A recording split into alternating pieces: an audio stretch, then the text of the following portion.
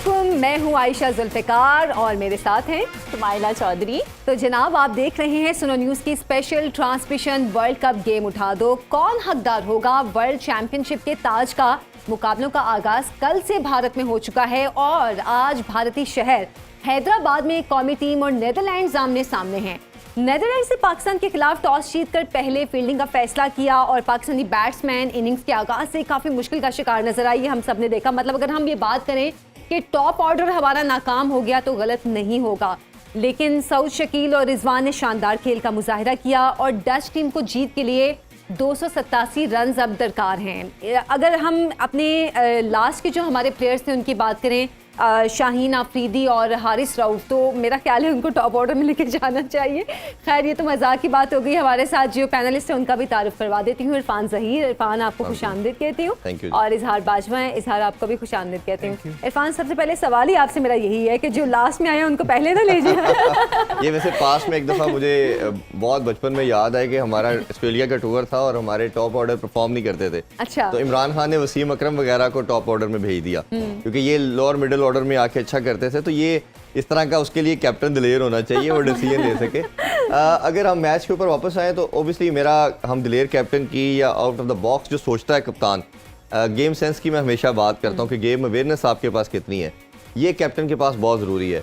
Unfortunately Babar एक static किस्म की अप्रोच के साथ कैप्टनसी करते हैं, out of the box thinking की तरफ नहीं जाते। वो जो आपका पैटर्न है, जो कम्बिनेशन है, उसी के साथ चलते हैं।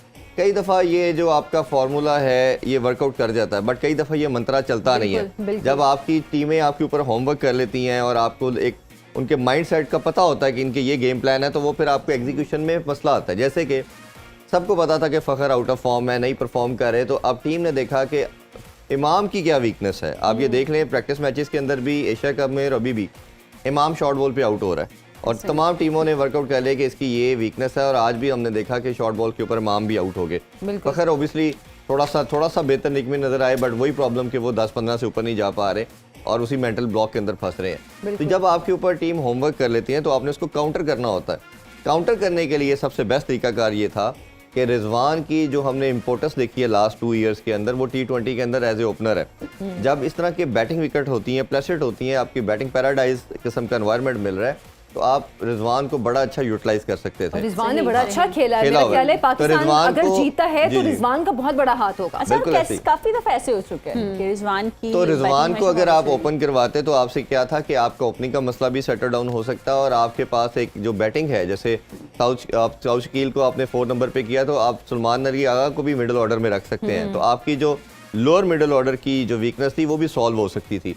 बट अगेन जैसे हैविंग सेड दैट कि ये आपको करेजियस डिसीजन के लिए मेंटली स्ट्रॉन्ग होना पड़ता। बट मेरा मानना ये है कि इधर कोचेस का भी रोल आता है कि वो क्यों कन्विंस नहीं कर पा रहे बाबर को, क्योंकि मैं मिकी आर्थर को पर्सनली जानता हूँ, वो बड़े एक स्ट्रॉन्ग किस्म की पर्सनैलिटी है और डोमिनेट करते हैं।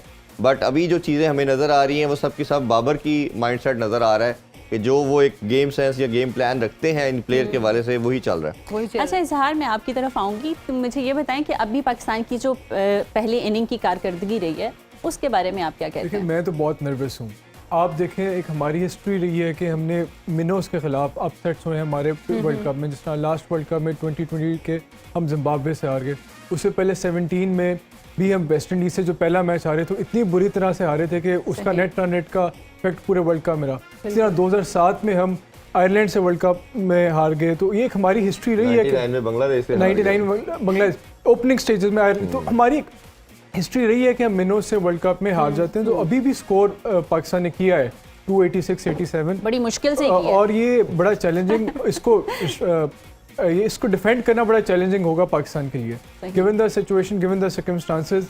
जो इस तरह के पिच है, कंडीशंस है, ग्राउंड है, इस पे 300 सवा 300 एक पार स्कोर कंसीडर किया जाता है। बिल्कुल बिल्कुल। पाकिस्तान को जो एडवांटेज ये है कि आगे जो एक रिलेटिवली एक इनएक्सपीरियंस टीम खेल रही है और इनएक्सपीरियंस बैटिंग लाइनअप खेल रहा है, लेकिन despite that Pakistan will have to be excellent in the field, bowling they have to bowl at the right areas, take wickets, otherwise शायद ये डिफेंड करना पाकिस्तान के लिए मुश्किल है। And we should all be very concerned right now being Pakistani fans.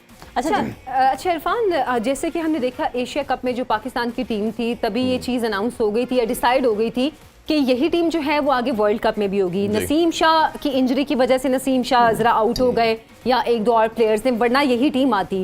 अगर तो same वही टीम होती तो क्या आपके ख्याल में कोई फर्क पड़ता? क्योंकि हम देख रहे हैं कि पाकिस्तान का टॉप ऑर्डर, मिडिल ऑर्डर में चले हम कह सकते हैं रिजवान ने कुछ अच्छा किया और रिजवान के साथ जो थे उन्होंने अच्छा किया, साउथ शकील ने, या एंड में आके कुछ बेहतर हुआ। अच्छा, लेकिन टॉप ऑर्डर तो हमें कहीं नजर ही नहीं आ रहा। ये बहुत इंपॉर्टेंट और एविडेंट क्वेश्चन या पर्टिनेंट क्वेश्चन है। उसकी रीजन ये है कि आप ये देखें कि आपकी यही साइड ऑलमोस्ट 2 साल से खेल रही थी और समहाउ आपने चाहे एक दिन के लिए रैंकिंग ली, नंबर 1 भी इसी टीम के साथ पहुंचे।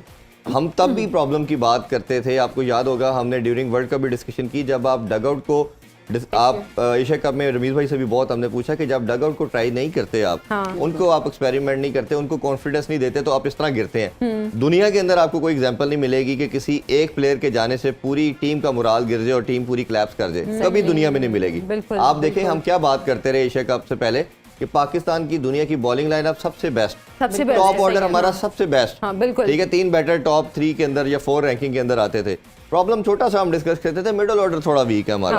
अब क्या हो गया है, अब आप कह रहे हैं हमारा टॉप ऑर्डर बिल्कुल फ्लॉप, बैटिंग सबसे वीक, स्पिनर हमारे सबसे बुरे।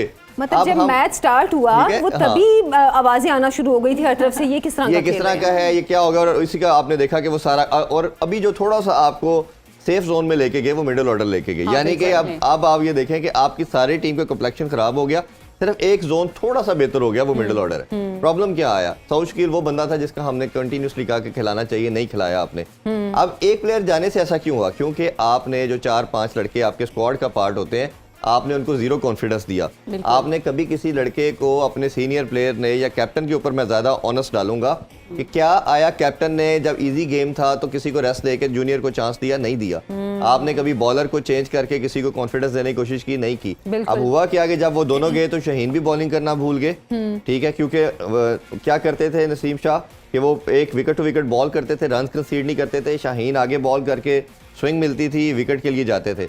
अब दूसरे एंड से भी रन हो रहे हैं, उनको भी रन हो रहे हैं, वो जो एक आप कहीं ना कहीं दूसरे बैटिंग साइड पे वो बर्डन डालते हो, आप उनको कहीं प्रेशराइज करते हो, वो खत्म कर दिया। इसी तरह आपने बैटिंग के अंदर भी डिफरेंट कॉम्बिनेशन ट्राई नहीं किए। आप देखें कि अभी right before world cup Australia और इंडिया की सीरीज हुई, इंडिया ने क्या किया कि अपने दोनों मैचेस के अंदर पूरे यंगस्टर, तमाम यंगस्टर को चांस देके डिफरेंट कॉम्बिनेशन ट्राई किए। ऑस्ट्रेलिया ने तीनों मैचेस के अंदर अपने डिफरेंट कॉम्बिनेशन ट्राई किए, क्योंकि उनका ऑब्जेक्टिव ये था कि हम वर्ल्ड कप को देख रहे हैं, अभी का हम हार जीत कोई नहीं देख रहे। तो हमने तो किसी अनफॉर्चुनेटली स्टेज के ऊपर 2 साल में वर्ल्ड कप की प्रिपरेशन नहीं की, और अब जब मेगा इवेंट में आ गए अभी भी नहीं कर रहे। आपके पास 2 प्रैक्टिस मैच थे, आप उसमें ट्राई कर सकते थे, आपने उसमें ट्राई नहीं किया। इवन मैं कहता हूँ आज के मैच में भी आप ये, जिस तरह मैं रिजवान की बात कर रहा हूँ कि ओपन करवा के कर सकते, बट आप मेंटली इतने स्केर्ड हैं कि आप नई चीज़ करते हुए डर रहे हैं कि खुदा न खास्ता क्या हो जाएगा। हैविंग सेड दैट, हमारी टीम है, हमने हर हाल में सपोर्ट करना है, हमारी दुआएं हैं, बट हमारा बात करने का ये मकसद है कि शायद किसी ना किसी जगह पे ये चीज़ें इस तरह इंप्रूव करने की कोशिश अगर करते हैं तो इस टीम को बेनिफिशियल होगा, उनके लिए बेनिफिट होगा। ये टीम किसी ऐसे शेल में गिर नहीं जाएगी जिस तरह भी हमें लगता है एकदम फिर बिल्कुल गिर जाते हैं। और आज के मैच की अगर बात करें तो मेरा ख्याल है जिस तरह टॉप ऑर्डर नाकाम रहा, सऊद और बड़ी शानदार रिजवान ने पार्टनरशिप लगी, फिर शादाब और उसकी नवाज की बहुत अच्छी थी। मेरा ख्याल है बड़ा जो इसमें डिसअपॉइंटेड फैक्टर ये था, रन आउट होना था अगर उसका नवाज का, अगर वो रन आउट ना होता तो शायद हम इजीली 310 315 कर जाते, मतलब हम वो 300 की जो एक लिमिट वो क्रॉस कर सकते थे। और साइकोलॉजिकली ये बड़ा इंपैक्ट होता है। अभी आप ये देखें हमने बड़ा अच्छा टोटल तो कर लिया, सेफ है, बट जैसे ड्यू फैक्टर आएगा तो ये मेरा ख्याल है उस लिहाज से इतना सेफ टोटल हम नहीं कह सकते। अच्छा Irfan, they are in the game as well. Opening की अब हम बात कर रहे हैं तो इसमें मैं यही पूछूंगी आप दोनों से, इजहार से भी, कि अगर हमारी ओपनिंग बैटिंग में इतने प्रॉब्लम्स आ रहे हैं, एशिया कप में भी हम इतनी सारी बात करते रहे और डिस्कशन, इवन के रमीज सर कहते थे ये तो उम्मीदें हैं, चल गए तो चल गए नहीं तो नहीं, तो क्या आप समझते हैं कि अब्दुल्ला शफीक को अगर ओपनिंग में चांस दिया जाए तो कुछ बेहतर परफॉर्मेंस हो सकती है? इससे मेरी राय ये है कि आपने फ़खर ने न्यूजीलैंड के खिलाफ अच्छा परफॉर्म किया, उन्होंने सेंचुरीज काफ़ी बनाई, फिर बाद में जब वो एक पूर रन ऑफ फॉर्म से गुजरे तो आपने उन्हें एक फेयर रन इन दिया टीम में, उन्हें काफ़ी 8-10 इनिंग्स दी जिसमें वो कंसिस्टेंटली नहीं परफॉर्म कर सके। उसके बाद आप पे प्रेशर आया, फिर आपने अब्दुल्ला शफीक को मौका दिया। अब्दुल्ला शफीक को जो मौका मिला एशिया कप में श्रीलंका के खिलाफ, उसने एक अच्छी परफॉर्मेंस दी, 50 की, उसने 50 करने के बाद और एक ट्राइंग इन टफ कंडीशन में 50 की, वो एक मस्ट विन मैच था, अंडर प्रेशर इनिंग्स थी, बहुत अच्छी इनिंग्स थी। उन्होंने पोटेंशियल दिखाया कि अगर उन्हें एक फेयर कंसिस्टेंट रन इन दिया जाए एज ए टीम में तो अपनी जगह बना सकते हैं। उसके बाद आपने उन्हें सिर्फ 2 इनिंग्स दी वार्म अप मैचेस में, और अब तीसरी फिर आपने उन्हें दोबारा मेरे पाकिस्तान ने उन्हें दोबारा ड्रॉप कर दिया। तो मेरे ख्याल में ये एक मैनेजमेंट के पार्ट पे गलती हुई है। जो बंदा टेस्ट में डबल सेंचुरी बना सकता है और वो PSL में भी एग्रेसिव क्रिकेट खेल सकता है और अच्छा परफॉर्म करते हैं अपनी फ्रेंचाइज के लिए, तो आपको एक ऐसे खिलाड़ी को who has the temperament, who has the potential, who has all the shots, आपको उसे भी एक fair consistent run in team में देना चाहिए था। और आपने उनको 2 इनिंग्स के बाद, 2 पुअर परफॉर्मेंसेस के बाद, जहां फ़खर भी इतना अच्छा परफॉर्म नहीं करा, आपने उसको फिर ड्रॉप कर दिया। तो मेरे ख्याल में ये कोई वाइज डिसीजन नहीं था। Abdullah Shafique deserves a fair run in the team. उन्हें 4-5 मैचेस दें और वो आई एम श्योर जितना उनमें पोटेंशियल है, he will turn out to be an asset for the team. ये मेरे ख्याल में अच्छा, अभी रमीज़ राजा की भी मैं गुफ्तगू के हवाले से जो उन्होंने इस मैच के दौरान की है, मैं सुन रही थी कि उन्होंने कहा है कि ये एक मुश्किल विकेट है और पाकिस्तान ये मैच जीते, क्योंकि पाकिस्तान के जाहिर सी बात है एक तो मैच जीतना ज़रूरी भी है, दूसरे हैदराबाद की जो विकेट है वो स्पिनर्स के लिए काफ़ी साजगार है।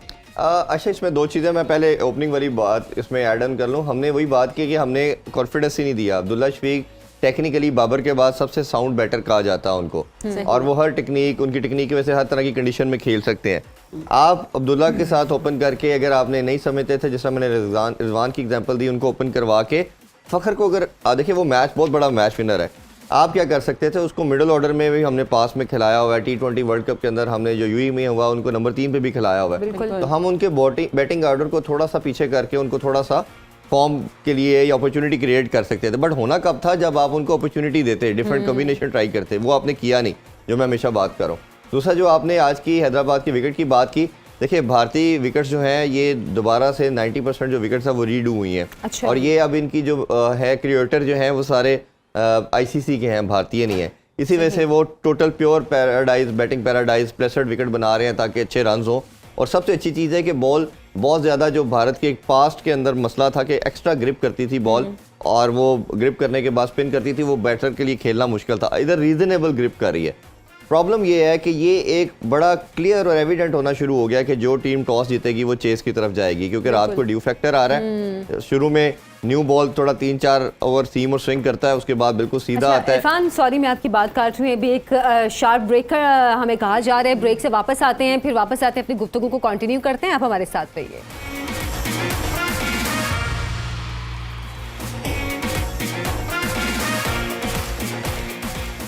Welcome back. प्रोग्राम में आपको फिर से खुशामदीद कहते हैं। और अभी नेदरलैंड्स ने मैच शुरू करना है, तो यकीनन मेरा ख्याल है कुछ ही देर में मैच भी शुरू हो जाएगा।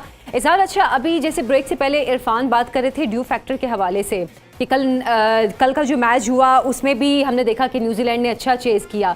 अब आपको लगता है कि ये इतना स्कोर है कि अगर ड्यू फैक्टर स्टार्ट होता है तो न्यूजीलैंड कह रही हूँ, नेदरलैंड्स के लिए चेजेबल होगा ये स्कोर? देखिए, due factor no doubt second half of the innings में बहुत इंपॉर्टेंट होता है, डे एंड नाइट मैचेस में। उसकी वजह से जब नमी आ जाती है ग्राउंड में तो बॉल ग्रिप नहीं हो पाती, जिस वजह से एक तो स्पिनर्स जो होते हैं वो सही तरह ग्रिप नहीं जब कर पाते तो बॉल इतनी टर्न नहीं होती, और साथ ही साथ जब ड्यू फैक्टर जब नमी आ जाती है ग्राउंड में तो बॉल इतना रफ एंड टफ भी नहीं होती, तो later down the overs reverse swing भी इतनी ज़्यादा नहीं होती ड्यू फैक्टर की वजह से।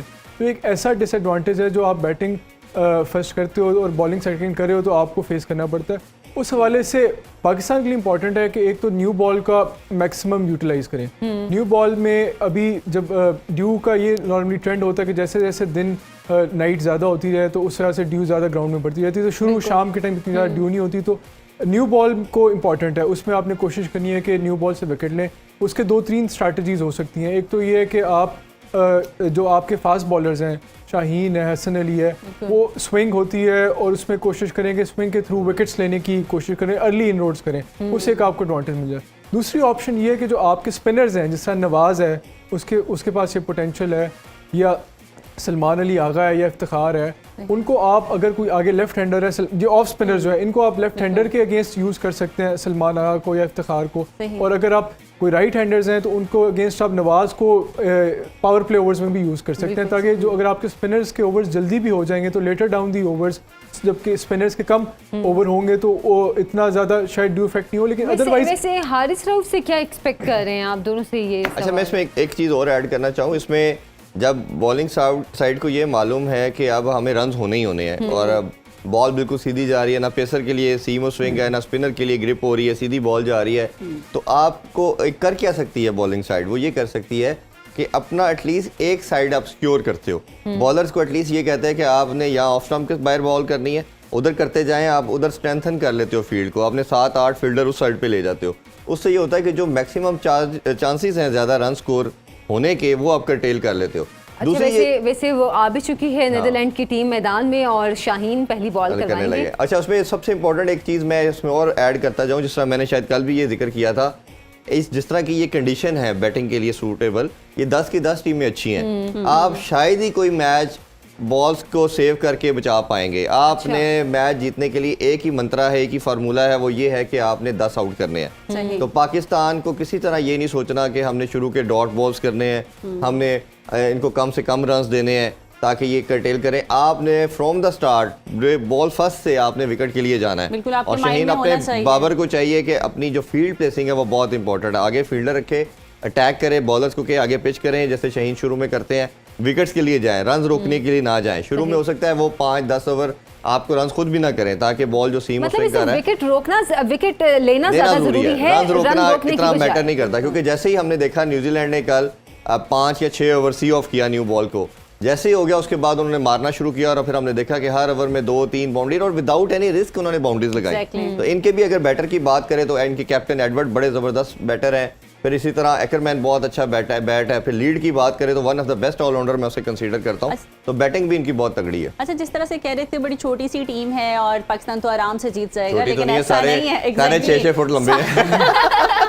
नहीं, मतलब कि वर्ल्ड कप के उसके हिसाब से बात कर रहे थे। ऑब्वियसली आप कहते तो जरूर है कि कुछ ज्यादा स्ट्रांग है, मगर वो बहुत अच्छी बॉल, कोई ज्यादा स्ट्रांग है, कोई कम स्ट्रांग है। ऑब्वियसली ये जिस तरह इन्होंने जिम्बाब्वे को और जिस तरह खास तौर पे वेस्ट इंडीज वाला मैच की बात करें तो क्वालिफाइंग राउंड के अंदर उनको हरा के, आयरलैंड को हरा के ये आगे आए हैं। तो ये मेरा ख्याल है कि पहले किसी दौर के अंदर ये लड़के सिर्फ पार्ट टाइम क्रिकेट खेलते थे, कुछ और जॉब करते थे, बिजनेसेस करते थे, तो सिर्फ कोई इवेंट होता था तो ये जेलिन होते थे, ज्यादा खेले हुए हैं। हाँ, अब ये है लास्ट कोई 7-8 साल थे, आयरलैंड, स्कॉटलैंड और ये नीदरलैंड, ये अब क्या करते हैं, ये प्रोफेशनल क्रिकेटर हैं सारे लड़के, और ये सिर्फ किसी इवेंट के टाइम इकट्ठे नहीं होते, ये अब पूरा साल बाकी जिस तरह पाकिस्तान, इंडिया या किसी और कंट्री की टीम सिर्फ क्रिकेट खेलते हैं। अब ये सिर्फ क्रिकेट खेलते मतलब हैं, लीग भी चलती लीग भी सारी है, खेलते हैं सारी दुनिया में। अब हाँ। सारा साल ये प्रैक्टिस करते हैं, कोचेस इनके साथ डेडिकेटेड है, इनके प्रॉपर बोर्ड बन चुके हैं अब, तो उस वजह से आप अब इनको किसी तरह भी आप ये नहीं ले सकते ब्रायन कि लारा बहुत की भी मैं ट्वीट पढ़ रही थी, उन्होंने भी कहा कि पाकिस्तान के लिए मशवरा है ये कि वो इतना इजी ना लें इस टीम को, क्योंकि क्वालिफायर राउंड में ये बड़ा अच्छा खेल के आए हैं यहाँ तक। उन्होंने भी कहा, नासिर सैन ने ट्वीट की कि पाकिस्तान में लूज दिस मैच, उन्होंने ये भी, तो ये सब ये कह रहे हैं क्योंकि हम एक्सपेरिमेंट नहीं कर रहे, और एक शेल में जो चली गई ना टीम, उसी की वजह से हमने बैटिंग में उसकी ग्लिम्पसेस देख भी लिए हैं कि हमने कई दफा स्टटर किया पूरी इनिंग्स के अंदर, 3-4 जगहों पे हम हमारा जो 286 भी था वो स्मूथ नहीं था, और में रोलर कोस्टर काफी था, उतार चढ़ाव काफी हमें नजर आया। इंटरनेशनल टूर्नामेंट में आप किसी भी टीम को इजी नहीं ले सकते, वर्ल्ड कप है, चाहे जो भी वहाँ पे प्रोफेशनल खिलाड़ी हैं, इतनी इनकी ट्रेनिंग है, तो इजी तो नहीं लिया जा सकता। और साथ साथ इन्होंने जो वार्म अप मैच भी हुआ था ऑस्ट्रेलिया के साथ, उसमें भी इनकी बॉलिंग ने ग्लिम्पसेस दिखाई थे, and they were able to take 7 wickets of Australia in just 23 overs. तो इट मीन्स कि इनकी बॉलिंग में पोटेंशियल है, और इसमें भी I think there is very little room for errors with Pakistan right now. They have to pitch in the right areas, they have to fielding बहुत important है, कोई आपने कैचेस लेने हैं, इजी रन्स नहीं देने, और ये बहुत ही मेरे ख्याल में सब पार किस्म का स्कोर है, और आपके पास कोई रूम नहीं है एरर का। अगर आप इनको थोड़ा सा भी कोई रिप्रीव देंगे, कोई इनका कैच छोड़ देते हैं या कोई रन्स देते हैं, इजी रन्स देते हैं, या कोई बहुत लूज बॉलिंग का एक कोई स्पेल होता है, तो ये बड़ा मुश्किल होगा पाकिस्तान के लिए। अच्छा, अभी तक तो मैच जो स्टार्ट हुआ है, वैसे हम देख भी रहे हैं, अभी 5 बॉल्स पे रन्स तो नहीं इन्होंने कोई लेने दिया है, एक वाइट बॉल ही मिली है आई गेस। देखिए, मैंने जिस तरह पहले कहा कि ये शुरू में रिजर्व होकर खेलेंगे, इनका ऑब्जेक्टिव यही होगा कि किसी तरह न्यू बॉल को सी ऑफ करें, न्यू बॉल पे शाहीन का बॉल मूव करता है उससे निकाल दो, क्योंकि दुनिया सारी को ट्रबल शाहीन करते हैं, तो वो उनकी कोशिश होगी 5-6 ओवर्स में अगर इनके 10-15 रन भी बनते हैं तो ये बिल्कुल पैनिक नहीं करेंगे। असल मकसद इनका होगा कि न्यू बॉल में अगर हमने विकेट्स इन हैंड रखी तो फिर हम जब ड्यू फैक्टर आ जाएगा तब अटैक करेंगे पाकिस्तान पे। चौका लेने अच्छा, की कोशिश जब भी कल भी आप बोली थी ना, तो एक बार तो चौका हुआ, चौका आउट हो गया। मैं भी वही देख रही थी, उन्होंने डायरेक्ट ही चौका लेने की 1-2 रन की बजाय डायरेक्ट चौके पे गए। इरफान, आप लेकिन बच गए, नहीं अच्छा हुआ। अच्छा इरफान, आप क्या समझते हैं कि कौन से हमारे ऐसे बॉलर्स हैं जो अच्छा इम्पैक्ट क्रिएट कर सकते हैं, जबकि आपको पता है कि 2 वर्ल्ड कप हुए हैं और दोनों पाकिस्तान ने विन किए हैं? देखिए, पाकिस्तान के सबसे बड़े जो बॉलिंग के अंदर जो पिलर थे, जो मैच विनर अगर हम बात करें तो वो शाहीन शाह और हारिस रऊफ हैं। नसीम शाह सबसे इंपॉर्टेंट रोल प्ले करते थे, बट वो विकेट टेकर नहीं थे उस तरह के। वो कंटेन करते थे, एक लाइन और लेंथ पे बॉल करते थे और इनके लिए अपॉर्चुनिटी क्रिएट करते थे दोनों के लिए कि आप अटैक करें। अब जैसे वो गए हैं तो ये दोनों भी समहाउ अपनी असल भूल गए हैं कि जो जिस थी इनकी बॉलिंग की, बट फिर भी इनको हसन अली को ये चाहिए कि वो सेम रोल प्रोवाइड करें इन दोनों के लिए और ये चीज़ करें। और आपने अभी देख रहे हैं हम कि ऑफ लेट में स्पिनर हमारे परफॉर्म नहीं कर रहे, ओबियसली हम उनसे भी एक्सपेक्ट करते हैं कि वो अच्छा परफॉर्म करें, बट जो आपका क्वेश्चन है इसमें मैं समझूंगा कि सबसे इंपॉर्टेंट रोल जो है वो शाहीन का टॉप बॉल ऊपर से न्यू बॉल के साथ, और हारिस रऊफ का रोल सबसे इंपॉर्टेंट है क्योंकि उसका वो ओनली बॉलर है हमारे पास जिसका 150 प्लस नॉच की बॉलिंग करता है। तो हारिस रऊफ को, क्योंकि ऐसे जो इनएक्सपीरियंस साइड होती है उन्होंने इतना हाई क्लास पेस बहुत कम खेला होता है, तो आपने उसको एग्जीक्यूट करके उनको एक्सपोज करना उनकी बैटिंग लाइनअप को। तो ये मेरा ख्याल है दो ऐसे बॉलर हैं कि जो आपकी विक्ट्री में अहम रोल प्ले कर सकते हैं। उनको टफ टाइम दे सकते हैं। इजहार, अगर आपके ख्याल में अगर पाकिस्तान टॉस जीता तो क्या पाकिस्तान को भी यही फैसला करना चाहिए था जो कि नेदरलैंड्स ने किया? क्योंकि जैसे कि अभी हम बात भी कर रहे थे कि शाम के वक्त ड्यू फैक्टर भी है और पाकिस्तान अगर पहले बॉलिंग करता तो क्या ज़्यादा यूजफुल होता पाकिस्तान के मेरा लिए? इस पे मुख्तलिफ राय है। मेरे ख्याल में हॉलैंड शायद ऑन पेपर या नेदरलैंड्स शायद ऑन पेपर, मैं ये नहीं कह रहा with all due respect to them, शायद ऑन पेपर इस वर्ल्ड कप की सबसे कमज़ोर टीम है। तो आपको ऐसी टीम्स के खिलाफ, और ये वैसे भी ग्रुप स्टेजेस के इनिशियल फेज़ है, पहला मैच है, इसमें आपको रिस्क लेना है। आप हमेशा टॉस नहीं जीत सकते, और अगर इसके बजाय कि आपका कोई बिल्कुल ऐसा एक्सपीरियंस ही ना हुआ हो, ऐसा कोई प्रैक्टिस ही ना हुई कि जिसमें आपने सेकंड बॉलिंग करके कोई डिफेंड किया और टारगेट, और पहले आपको ऐसे आसान मैचेस मिले जिसमें आप टॉस जीत के पहले बॉलिंग करो, तो ये अच्छा हो गया इन अ वे कि एक ब्लेसिंग इन डिस्गाइज इसको कह लें कि हमें एक मौका शुरू ही टूर्नामेंट में मिल गया है कि हम अपनी बॉलिंग को टेस्ट कर सकते हैं कि आया वो टारगेट एक डिसेंट किस्म का टारगेट या एक मुनासिब किस्म का टारगेट वो डिफेंड कर सकते हैं कि नहीं कर सकते। सो मैं तो एडवाइस यही करता कि पाकिस्तान को बैटिंग करनी चाहिए थी गिवन द सिचुएशन, गिवन कि ये अभी early part of the phase है ऑफ द टूर्नामेंट है, अभी हम इस टूर्नामेंट के डिसाइसिव फेज़ में नहीं हुए, तो एक्सपेरिमेंटल स्टेज है। तो मेरे ख्याल में पाकिस्तान को शायद टॉस जीत के पहले बैटिंग ही करनी चाहिए थी। अच्छा, जैसे कि इजहार भी बात कर रहे हैं कि ऑन पेपर नेदरलैंड्स जो है वो छोटी टीम है, लेकिन जो छोटी टीम्स के साथ जब आप खेलते हैं तो आपके नेट रन रेट के लिए भी ये एक मुफीद होता है कि आपका एक स्कोर भी बढ़ता है और आपकी एक रिप्यूट भी ज़्यादा बेहतर होती है। देखिए, मैं जिस तरह थोड़ा सा डिसएग्री इजहार से करूंगा, चेज मैं इसीलिए कह रहा था दो रीज़न से। जैसे जब ड्यू फैक्टर अगर आ गया और हमारे बॉलर से बॉल पिच ना हुई तो एक आउटसाइड, वैसे अगर डे मैच होता तो 286 शायद 90% 99% पाकिस्तान उनको चेज ना करने दे। ड्यू फैक्टर की वजह से they are in the game, जो उनके पास कब समझ लें 60% हमारा चांस है तो 40% भी बहुत बड़ा चांस है ऐसी साइड के लिए, और अगर उनकी एक आधी पार्टनरशिप लग गई तो वो 100% गेम में है। अभी भी उनको गेम के अंदर है, ऐसा नहीं है कि हम कहें जी बहुत बड़ा टोटल कर दिया, नेदरलैंड कर ही नहीं सकता। तो ये कंडीशन की वजह से हम बात कर रहे हैं। तो एक चांस तो उनको टॉस जीत के मिल गया। दूसरा ये है कि जो आप रन रेट की बात कर रही हैं, एग्जैक्टली जब आप चेस कर रहे होते हो और अगर आपकी पार्टनरशिप लगती है, तो जिस तरह कल न्यूजीलैंड ने किया, उन्होंने जब उनकी पार्टनरशिप लगी तो उन्होंने देखा कि अच्छा हम रन तेज कर रहे हैं, तो जिस तरह जो पाकिस्तानी माइंडसेट ये एशियन है, हम नॉर्मल ट्रेडिशनल क्रिकेट खेलते हैं, उन्होंने क्या किया कि कंसिडरिंग दिस फैक्ट कि अगले मैच टाइट हो सकते हैं, मैच हम हार भी सकते हैं, रन रेट का आ सकता है, उन्होंने 36.2 ओवर के अंदर 286 का टारगेट चेज किया और उन्होंने अपना रन रेट बहुत इंप्रूव किया, क्योंकि ये रन रेट पे चीज आनी है किसी ना किसी टीम के लिए, तो मेरा ख्याल आएगी। तो ये इस लिहाज से बड़ा इंपॉर्टेंट होता है कि चेज करते हुए आपके पास ये मार्जिन होता है, सम हाउ कंट्रोल होता है कि आप एक्सेलरेट करके जल्दी बना सकते हो। पहले बैटिंग करते हुए तो आपने टोटल दे दिया, तो विकेट्स लेना सम हाउ मुश्किल होता है और रन्स बनाना फिर आपके कंट्रोल में होता है। अच्छा, आप पार्टनरशिप की बात करें, हमने हमेशा पिछले कुछ मैचेस में देखा है कि रिजवान और बाबर जब पार्टनरशिप बनाते हैं तो बड़ा अच्छा वो एक स्कोर लेकर चलते हैं, लेकिन कुछ अरसे से लग रहा है कि ये पार्टनरशिप भी नहीं चल रही है इतनी। देखिए, आप इसमें दो चीज़ें हैं। एक तो ये कि T20 में दोनों ओपन करते हैं और एक काफ़ी जेलिन हुए पड़े हैं और इतने सालों से 2.5-3 साल से ये कंसिस्टेंट खेल रहे हैं। ODI के अंदर थोड़ा सा और डिफरेंट सिनेरियो बनता है, आपको इनिंग्स बिल्ड करनी पड़ती है, लेके चलना पड़ता है। बाबर भी 3 पे आ रहे हैं, 4 पे आ रहे हैं, कई दफ़ा बाबर आउट हो चुके होते हैं, ये आते हैं यही बात एक्चुअली मैं करना चाहती थी, कभी वो आउट हो चुके होते हैं, कभी ये बात में आके पहले आउट हो हमें ये भी लगता है कई दफ़ा कि ये क्योंकि उधर ओपन कर रहे हैं तो मोस्ट ऑफ द टाइम हमें आंखों में भी हमारा वो स्क्रीन के अंदर फिक्स होते, दोनों इकट्ठे नजर आ रहे हैं। तो ये ओबियसली हो रहा है कि बाबर भी उतना कंसिस्टेंट वो भी एशिया कप से लेके अभी तक नहीं कर पा रहे, जिस तरह की हम कंसिस्टेंसी उनसे देखते हैं या एसोसिएट की जाती है, वो भी लैग कर रही है। वो ओवरऑल सारे प्लेयर में कर रहे हैं, बट ये है कि रिजवान इनकी ख्वाहिश भी थी कि नंबर 4 मुझे स्लॉट दिया जाए और अपनी मर्जी से वो इस नंबर पे, Babar as a senior pro उनकी रिस्पेक्ट भी करते हैं या दोस्ती भी है और उनको वो नंबर दिया गया, और रिजवान मेरा ख्याल है रीजनेबल कर रहे हैं। बट फिर मैं वही कहूँगा, रिजवान अगर ओपनिंग का मसला हल नहीं होता तो हम रिजवान को ओपन करवा के अपना एक और मिडिल ऑर्डर का प्रॉपर बैट्समैन जैसे सलमान अली आगा है हमारे पास, उसको हम इंडक्ट कर सकते हैं। जैसे अभी अब्दुल्ला शफीक की भी बात अब्दुल्ला शफीक की भी बात की है, बिल्कुल, या उसको हम करके इसको किसी तरह अच्छा, एडजस्ट किया जा एशिया सकता कप में भी हम यही डिस्कस करते रहे हैं कि बाबर डिसीजन नहीं ले पाते हैं टाइम पे, तो वो प्रॉब्लम उनकी अभी तक चलनी है। हालांकि वो कह रहे थे कि अब वर्ल्ड कप के लिए मैं बड़ा तैयार हूँ। और देखिए, ये मेरा ख्याल है जो एक ये डिबेट, इसको ना दो आप पैराडॉक्स में देख सकते हो, पैरामीटर में हम इसको देख सकते हैं। एक, जिस तरह मैं हमेशा कहता हूँ, कुछ लोग कहते हैं जी बॉर्न कैप्टन है, कुछ लर्निंग कैप्टन बोलते हैं। अब मेरा मानना ये है, मैं इसी चीज़ को एडवोकेट करता हूँ कि जो कैप्टन जो होता है वो बॉर्न नहीं होता है। आप ऑब्वियसली स्किल्स को भी बाय बर्थ होता है, आप उसकी अपनी जो क्वालिटीज है उसको थोड़ा सा निखार सकते हो, फ्लरिश कर सकते हो, पॉलिश कर सकते हो, बट इंडक्ट नहीं, आपको इंजेक्ट नहीं कर सकता। अब बाबर अगर जिस तरह का है, वो मैं उसको रिलेट समहाउ सचिन तेंदुलकर से करूंगा। ये उस तरह के है कि एज ए बैटर तो शायद दुनिया के सबसे बेस्ट बैटर ये हैं, बट एज इनोवेशन की बात करें तो वो शायद लैक करते हैं। इसी तरह धोनी की बात करें तो धोनी मैच फिनिशर भी थे, कैप्टन शायद इस 15 साल 20 साल में उनसे बेहतर कोई नहीं आया, क्योंकि जो गेम अवेयरनेस, जो गेम सेंस धोनी की थी वो मैंने किसी प्लेयर की नहीं देखी लास्ट 2 डेकेड के अंदर, या काउंटिंग की थी उससे पहले, या हमारे टेन्योर में हम देखें जब छोटे थे तो इमरान खान थे या वसीम अकरम थे। तो ये कैप्टनसी ना इंटायरली डिफरेंट चीज़ है।